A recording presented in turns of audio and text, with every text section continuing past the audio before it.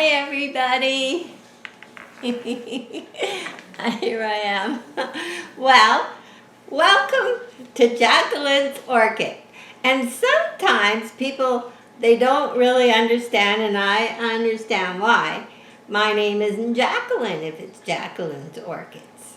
Well, it's because my name is Carolyn, and when I named it, because Jack helps with so many little things here and there, I named it Jack for Jack, and the old Lynn part is me. So anyway, I thought I'd get that off my chest. So today I have to make a big announcement because I've changed the watering schedule. Now, I would only do that after a big amount of research, which I have done. I've done a lot of research, and you see many stories about tea and orchids. You see many people doing the recovery for an orchid where they soak it in the day in green tea or tea, and then they take it out and leave it on the counter overnight, and then they soak it in a day, and then they put it, and it goes like that for however long, maybe 3 weeks, and apparently people have had good success. And I haven't done that. It's a long drawn out process for me, so I haven't done that. But I have been studying green tea, and I've let a couple people out there know that, and you have read some of the articles that I've been reading, and like Mom will be 97 in December. She loves sugar. She eats sugar. She loves sugar. But what else does she have? Tea. She's a teetotaler, has been her whole life. And is not only tea good for your orchids, it's good for us. So anyway, after reading so much stuff, I ran to the store and I bought some black tea. So black tea, as the studies go, is the best tea for Phalaenopsis. Now, if you've got terrestrial orchids, they prefer the green tea, and I will put a little link to the video, all the information if you want to read it yourself. Underneath in the comments where I first put my first one, and I'll put also the new water schedule that I'm using. And I use that water schedule, and I seldom change from it. So the other thing I really want to say is, with our orchids, just because something is good doesn't mean we should use it every day. Black tea is a natural fertilizer.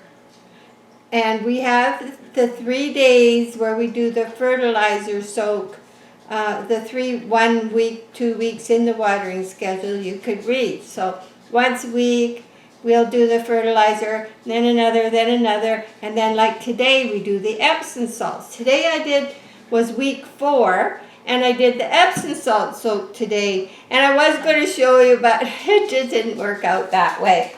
So the Epsom salts is, of course, your magnesium. And a good way to remember that Epsom salts is your magnesium and what it does is because magnesium, M, and mobile. In other words, magnesium is mobile through the whole plant, and if it's growing a new leaf, the old leaf could give up some to fill the new leaf. So that's why Epsom salts is on our water schedule. But I did read something that was very interesting that I've never read before. So I just want to read it to you because it's short, but a little tricky. So, often the roots will lose the ability to pick up nitrogen from your media, due in part to reduced acidity in the media. Epsom salts containing sulfates can facilitate the use of nitrogen by being acted upon by bacteria. There's bacteria, that's one reason I like the bark, is it does grow bacteria, good bacteria, which is also good for your orchids. But those bacteria do use up some nitrogen. So you have to make sure that you are replacing that nitrogen. So black tea does that, and so does our regular nitrogen fertilizing of our orchids in the 3 NPK, the 3 numbers on any fertilizer you use. The first one's usually nitrogen. So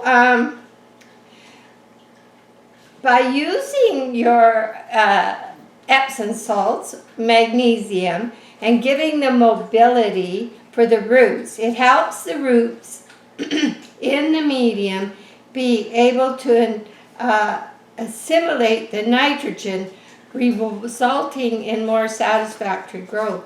So also at the end of my watering, when I have a bucket, I usually have a big bucket here and a big a couple buckets, and then I use the sink and a small bowl for some smaller orchids, because I have so many different pots. It means I have to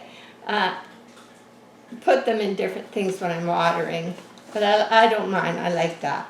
So just remember, if you've got cymbidiums growing outside, to take a bucket of your water with the Epsom salts outside for those cymbidiums when you're done, because cymbidiums, they love the Epsom salts.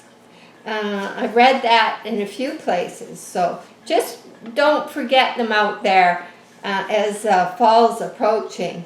And some people also believe that you should never use Epsom salts and calcium at the same time, which my watering schedule doesn't. So I have the watering schedule, and I've just changed week 1 on the watering schedule to a black tea soak. And I always have a little piece of paper that I put in my water schedule that I keep in plastic, and I keep it behind my calendar. And I mark off what day it was. So today was Epsom salts, and then I mark down a little line. So the next day will be week 5. So that's what I do. So that's that. And more about the black tea. Of course, you got the NPK, that's nitrogen, phosphorus, and potassium, on your normal fertilizer. And the nitrogen is really good for leaf growth, and we've been pushing the nitrogen because we want, what do the leaves do? They photosynthesize, they save all those sugars from all the light they're getting, so we get flowers. So it's important. That's why we've been using high nitrogen for this growing period. But black tea helps increase the nitrogen because it's 5% nitrogen. Black tea is 5.0 to 5.5 pH.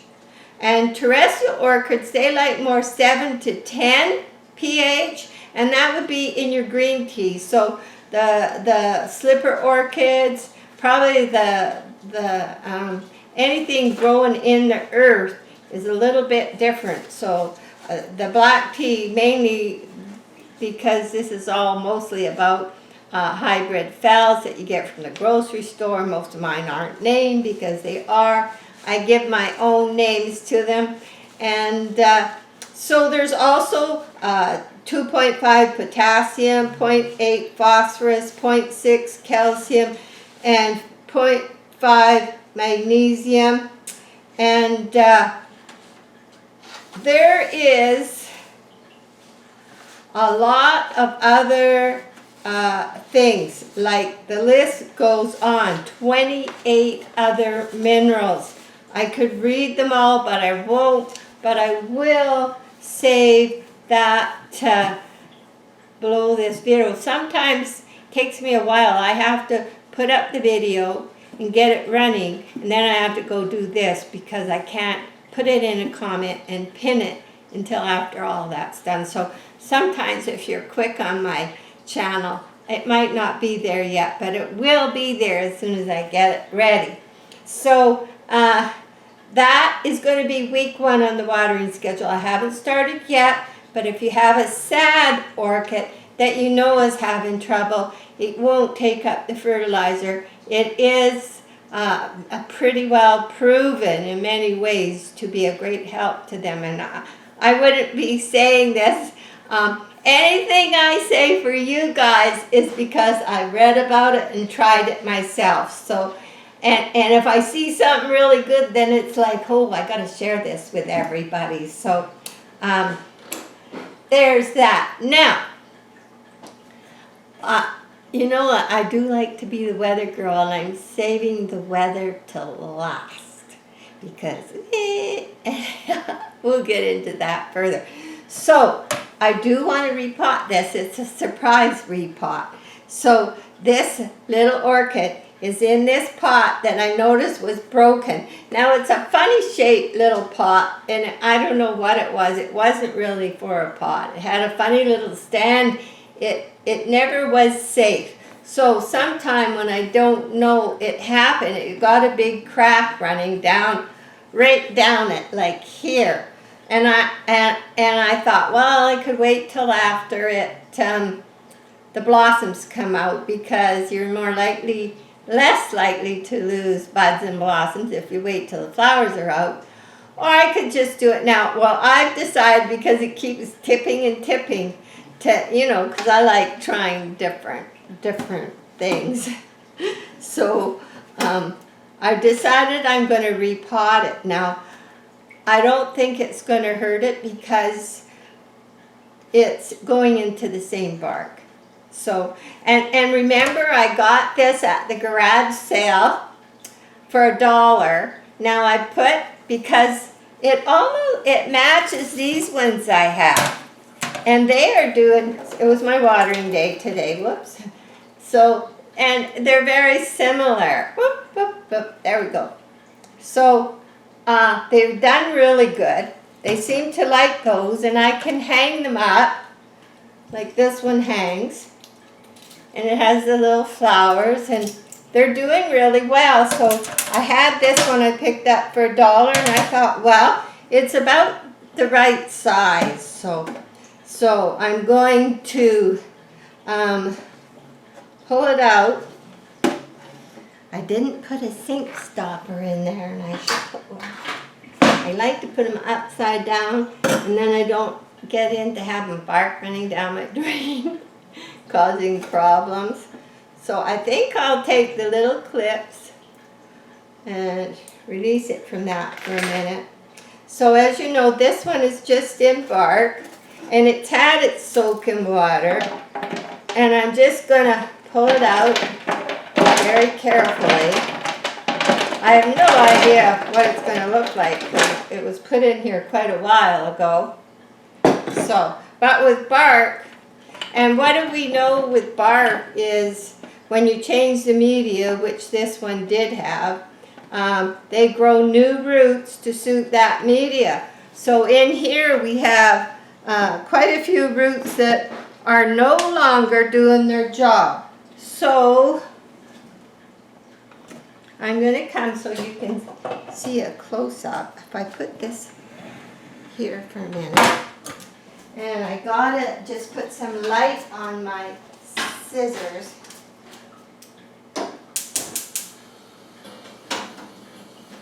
Just to make sure they're safe. I use the gas range because it works, but the other secret with the gas range is make sure you put some cold water on it after. So, okay, so there is a lot of roots here. It's got new roots. Those are the new roots. It grew to suit this media. I haven't been into this pot since it was repotted, but these roots are no longer doing their job. So what I'm going to do is I'm going to snip them off. I'm going to get that one there, that one there. This is why whenever you put an orchid into a pot, you want to make sure that, because if you're changing media, and I haven't been back into this one since I did it, I can see that. Since it was put new in that pot, and I haven't been in. So a few months after the orchid is put in the pot, you should go back and you should check. You should check to make sure, because it's growing new roots to suit that media, and the roots that are in there now, some of them are firm. They may not be green, but they're firm. And sometimes what will happen with these, as you have one that's fairly new, you'll see a root come out of it. So I don't take them if they're firm, but if they feel kind of flat and hollow, I'll either pull or cut. So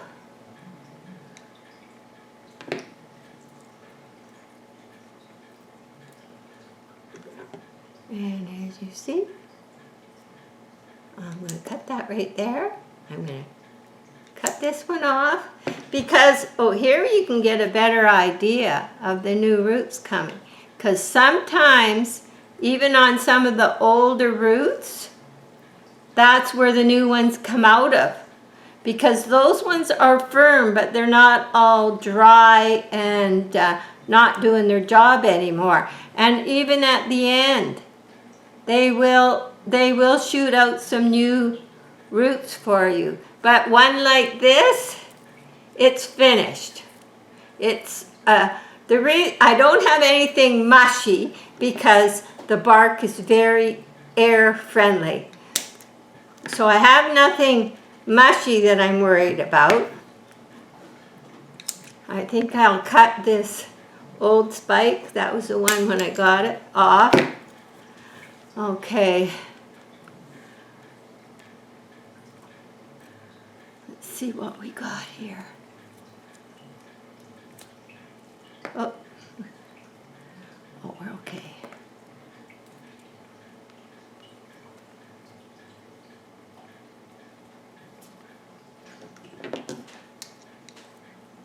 So most of these, they're just thin and they don't feel like anything. Now this one was a little firm, but it got cut anyway, but there's no new ones coming out of it.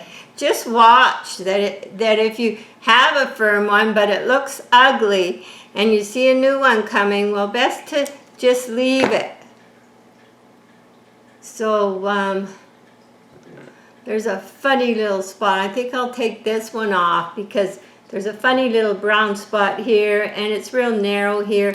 And it's these new roots that are keeping this orchid. So as time goes by, it'll have so many new roots. It really won't miss these. But for now, I'm going to leave them on. Now, there's a really dry one. Now, if I was over watering, those ones that look real dried out, they would be mushy and causing rot and all kinds of problems. So I think we've done pretty good. And I have just taken some of the, it comes in a roll coir matting, so cocoa fiber matting. So what we'll do is put some of the same bark it was in here. And then I'm going to put this in.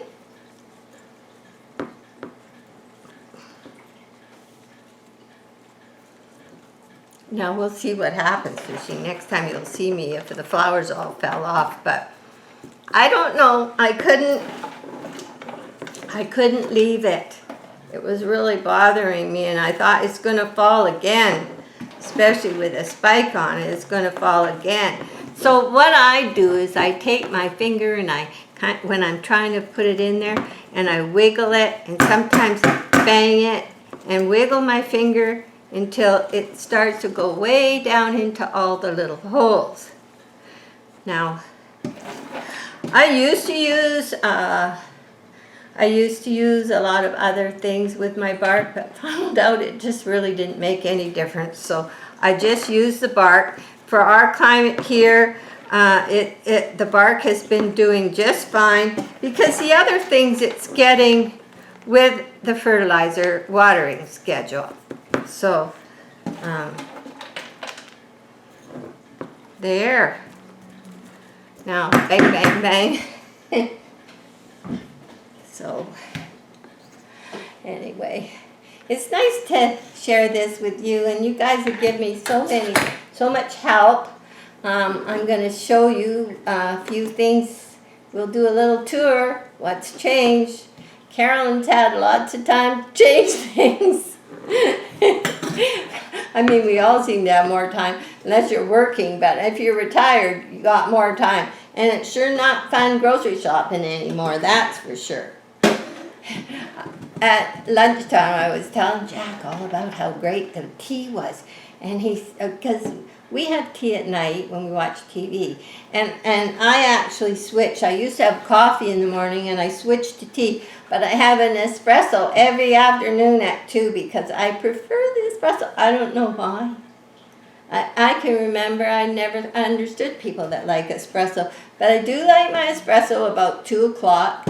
And it gives me a nice pick-me-up. But I switched to tea in the morning. And it's going to be black tea soon.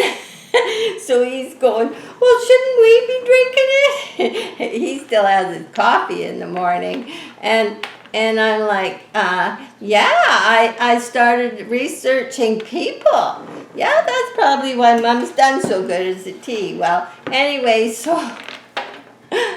we had quite the conversation. He says, what about me? Don't I get tea? So, yeah, I think he will. I think we will. So, I don't know. You know, coffee, tea, but for years people have had tea. They used to have to lock it up in a very safe place because it was hard to come by. So, you know. There, I got a bit of a mess to clean up in my sink. You know what? I'm going to leave that, and I'm going to just take this and hang it in the window. I don't know. I don't think I'll put the spike on it, the thing to hold the spike yet. Okay, let's put this in the window, and I'm going to take you for a little tour, show you what I've been up to. Put this over here.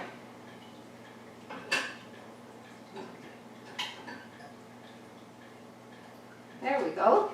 I'm coming. Okay, here we go. There's my mess. Yeah, those are the ones we got rid of.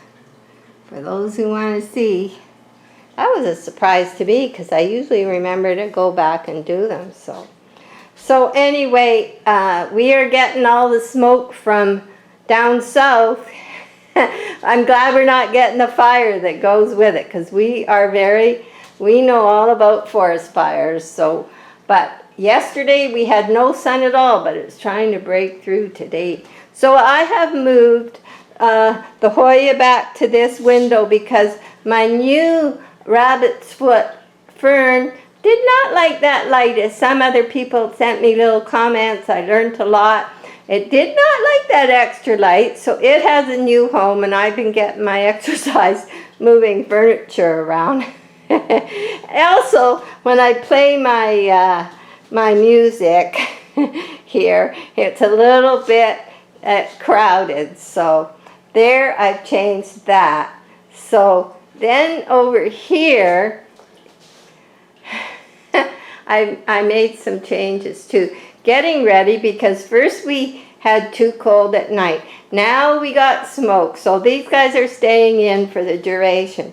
So there's the rabbit's foot fern new home. It's sort of out of the traffic area, which was important to remember because we had company for dinner Sunday, and it wasn't in the way where it might have been, where it was.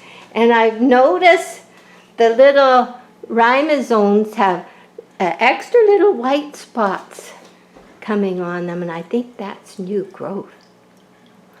So it seems happier. It's getting a lot of light because of all the windows in this room, but it seems a lot happier. And there's new shoots coming way down in here. There's some new shoots. Also down here I put the mister bowl. So it has humidity there, and I'm misting it maybe once or twice a day. So I just fell in love with it. And then I put this one up here. It adds a little to the humidity too. And I'm all set for winter. And there's one other little plant that I got a while ago down here. Something like a prayer plant. So it seems to be happy down there. So that's their new home. I'm not moving them again. They seem to like that. And of course the orchids all got watered today. And there's still some drops drying off. They all looked quite happy. And this is where I'm going to hang the pots that I just did this one. This is where they're going to hang. And I'll be hanging the other ones on these hooks, but they're over at the sink. So, all my butterflies that I had so that I wouldn't poke my eye out with the sticks holding the orchid spikes. All my butterflies kind of flew to coop, and they're all in a dish, and I have to sit down and redo them all. So anyway, that's this window, and the humidity is 60, almost 60, about 58. So the temperature in this window, it's not going to get real hot because the sun just can't get through all this smoke. But I have the two misters going. I added an upside down dish to this one. I've had this one for years, but I do like that they're higher and the mist will come down. And some of the orchids will now move back into the window as the nights are getting cooler and the days are getting shorter. So let's go in this room. Try not to move too fast. So these ones all got watered too. And I put the little fish mister. So it's going off all edges down on the circle. And the orchids I don't want getting as much light. I have more to the back. And this is the mother. I cut the big stem off of. And of course this is the baby. I didn't get a good close-up of her last time. But I don't know. Tell me if you know. Will the baby get its own roots? Or will I just be growing it off of the old root where it was cut off of the mother plant? There's a question I really don't know. But it's doing good. It's got its third leaf coming. And those are the old parents' roots. And of course, Mom has a new leaf coming. So far so good with that. And same with the Valentine orchid. These are new roots coming, and it'll have to have its roots checked too. So these are new roots coming off the plant. So as we went and cut back some old ones on that plant just now, this one I haven't been back into, and one day I will, and then I'll have to trim off. But I don't have to worry about rot because there's nothing in there but bark, and it gets air. They will just dry up as the new ones grow. But that's why we look for the aerial roots when we're looking for a plant, because when they're growing new roots, that's when aerial roots can make a big difference of how well your plant does. I should say, some people say, oh, I got my moss, it's been growing for 3 years, it's doing fine, and it's got a ton of aerial roots. Well, guarantee in the pot, rotten, living off the aerial roots. I just have to say that. I hear this every once in a while, and I have seen it. So that's how it is. So things are looking good. This one I got sort of away from the others because this is the only one I've been fighting with scale. And I keep my eye on it, keeping it down to a minimum. So I have a fish mister up here. So I'm set up for winter. Set up for winter. I'm backing up. Of course, this is another house plant. Do you remember when I got this was my lucky plant because it had that silver necklace wrapped around it. It was all black. And I got that beautiful necklace. I got that plant free. So I'm going to show you out here. And you are not going to see our mountains or the lake because of the smoke. That is all smoke, and it was way worse yesterday. It smelled like somebody burning garbage. And so we didn't even open a door or window yesterday. But I have been out today and have a few chores to do, so that's what's happening here. And hope you're having a good day. Love you all. And take very good care of yourself and your plants. Bye now.